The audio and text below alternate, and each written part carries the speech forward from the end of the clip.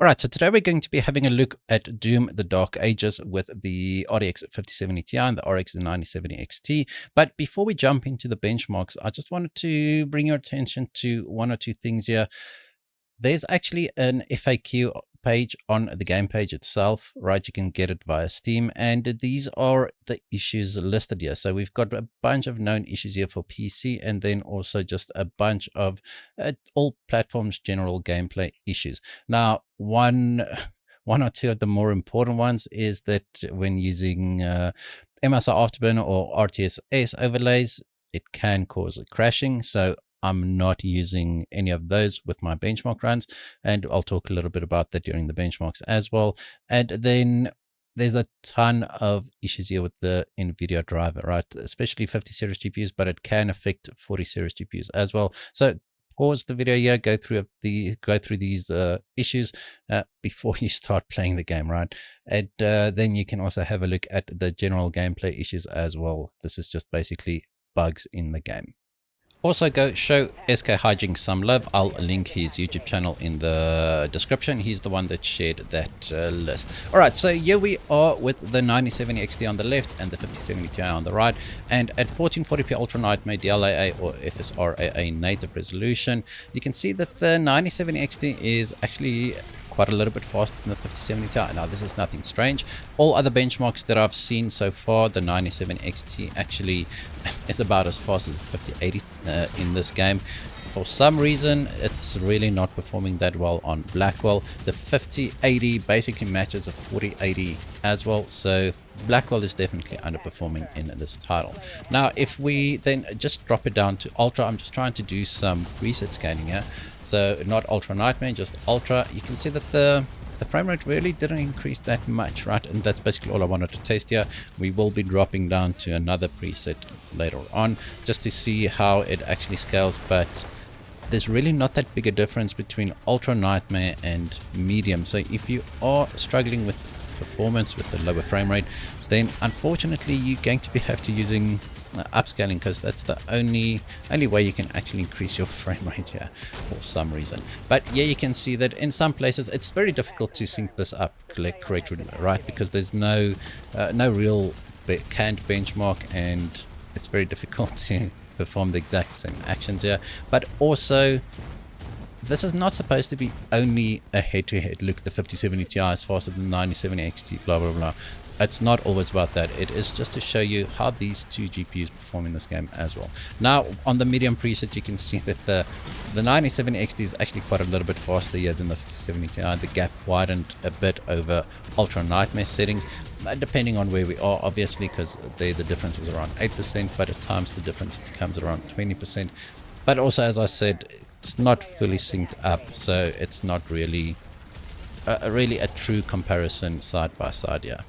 Now, just to explain, I'm using Nvidia's overlay and AMD's Adrenalin overlay here for the performance numbers. That's why they differ.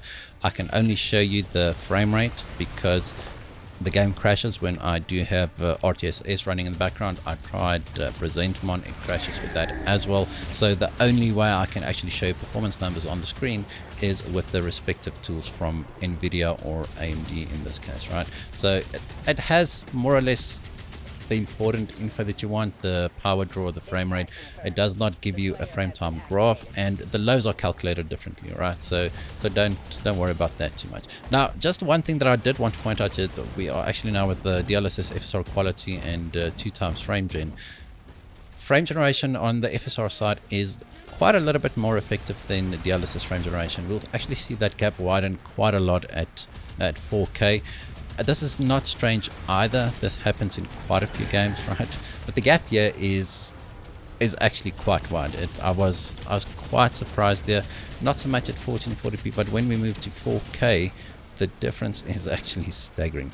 Now, obviously, the 50 series GPUs support MFG or multi-frame generation. Here I'm testing 3x MFG. So now we're getting 240-ish frames per second here, and you can see that our PC latency is actually, it's quite low, right? It's sitting at 28 milliseconds, 30 milliseconds. This is actually perfectly fine. Even 4x MFG in this game, which we'll test out just after this run, it is perfectly fine, even at 4K, right? I have to say that the MFG implementation in this game is quite good, except for the possibility that it might crash, right? As we saw in the intro with the issues listed. Now with MFG, we're getting almost 300 frames per second, MFG 4X, sorry. Our latency, PC latency is still around 30 milliseconds. Don't confuse that with frame time. That's not the same thing, right? That measures responsiveness, PC latency in the bottom there, or the bottom top right hand corner on the bottom. Right, so 200 and between 200 and 300 frames per second, PC latency perfectly fine. The game looks perfectly fine with these settings, and it plays perfectly well as well. So 4X MFG with the 5070 Ti at 1440p, definitely usable in this game. I'd urge you to test it and try it for yourself. Now, if we bump it up to 4K, funnily enough, the RX 5070 Ti is actually now catching up to the RX 9070 XT, and this is also something we saw in other benchmarks as well. And at 4K, it does start to catch up, right? Now you can see differences are very, very minimal.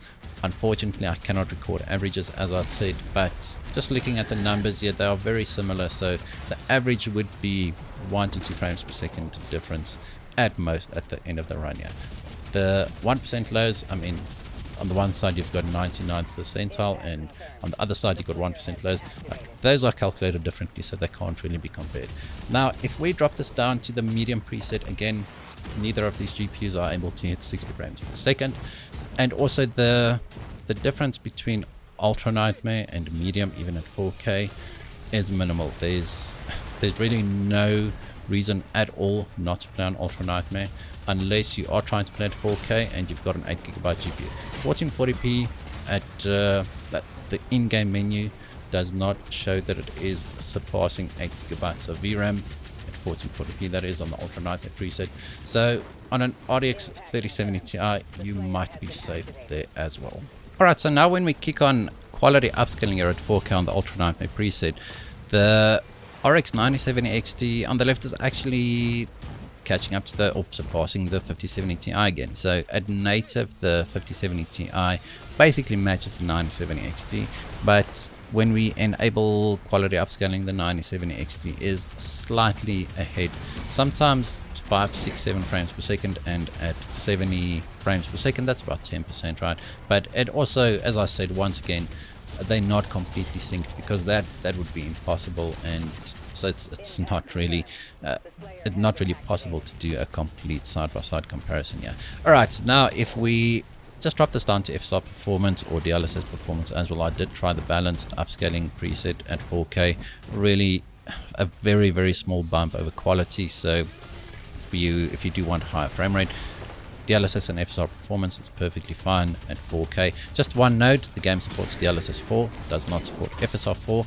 You cannot implement FSR 4 using OptiScaler either, because FSR 4 currently is not supported on Vulkan titles. That's what I found in my research. Anyway, if there's a way to get it working, let me know in the comments, but that's just what I've found so far. Now, if we kick on 2x FG, as I said, just look at the difference in the performance here on the frame rate, not performance. We are seeing 170 frames per second on 9070 XT. We're seeing 120 frames per second on the 5070 Ti. So the gap widened quite a bit here when we moved to 4K and enabled frame generation. Yeah, you're getting I mean, this is basically able to max out my 165 Hz panel using 2x FG from FSR. That's actually that's insane. But just one thing, I think the game does support FSR 3.1, but FSR frame generation is not decoupled from FSR upscaling, so you cannot use FSR upscaling on an RTX 20 series GPU or DLSS upscaling and then FSR frame generation on an RTX 20 or 30 series GPU. You have to use FSR upscaling if you want to use FSR frame generation. Sorry. Now, if we have 3x MFG enabled here, now it's still behind 2x FG from FSR. This is once again not unusual. The more mid-range, upper mid-range GPUs like the 5070 Ti, they do start to struggle a little bit at 4K when we start enabling frame generation. It's not a VRAM limitation at all. It's just I think the GPU is just running out of horsepower to generate additional frames. I've seen it before on the 50 series, on the 40 series as well. All right, so yeah, we do have 4x MFG, and finally we can beat the 9070 XT, which uses 2x FG. Although even here the PC latency is around 40-ish milliseconds, right, between 40 and 50 milliseconds.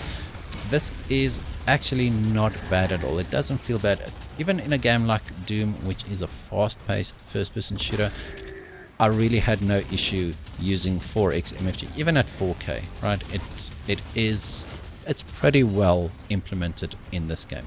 All right, so on that note, I think that's going to be the end of this video. Hope you guys enjoyed it. If you did, hit that like button, hit the subscribe button, and as always, we hope to see you in the next one.